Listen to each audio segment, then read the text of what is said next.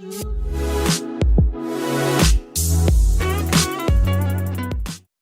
of things should you think about when you see an arithmetic?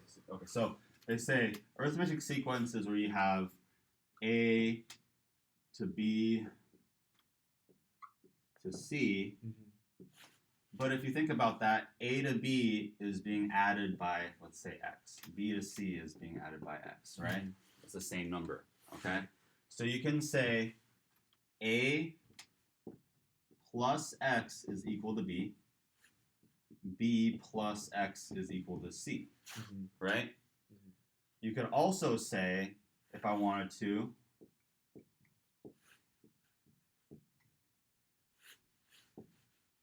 right?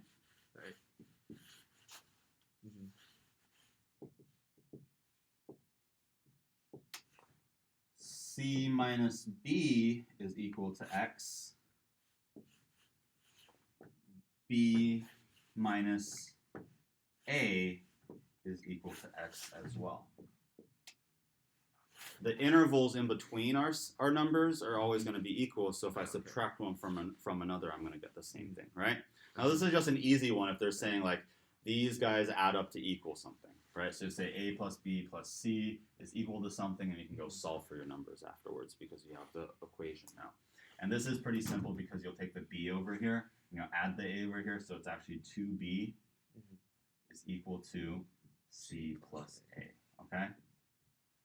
So that's arithmetic sequences, you'll think of that. Then the next one I want you to think about is the simplest one. If I said 1 to 9 and I added everything together, right? So 1 plus 2 plus 3 plus 4 plus 5 to equal to 9. What does it equal? Well, there's a really interesting thing when I add things and it's the same interval continuously. Anytime I subtract or take one from the end, I can add it into the front. And what that means is 1 plus 9 is equal to 10, 2 plus 8 is equal to 10, 3 plus 7 is equal to 10, 4 plus 6 is equal to 10, and I get a 5 by itself, okay?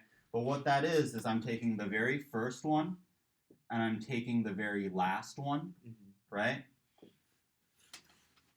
And if you do add this together, this is equal to a 45, okay? So what I'm doing is I'm adding it together, and I'm multiplying it by the total number that I have divided by 2.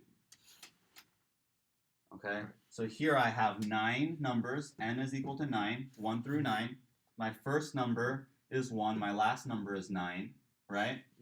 I'm multiplying it by 9, so that's a 90 right here. But a 90 divided by 2 is a 45. Okay? Yeah. You also want to be able to understand that this, if you wanted to, could be 1 through 99, or 1 through 999, or 1 through 9999. You would always get that 100 added up together. Just be careful if it was 1 to 100, it's now 101. You also want to keep in mind as well is whenever you have an odd number, there's a number that's getting split up.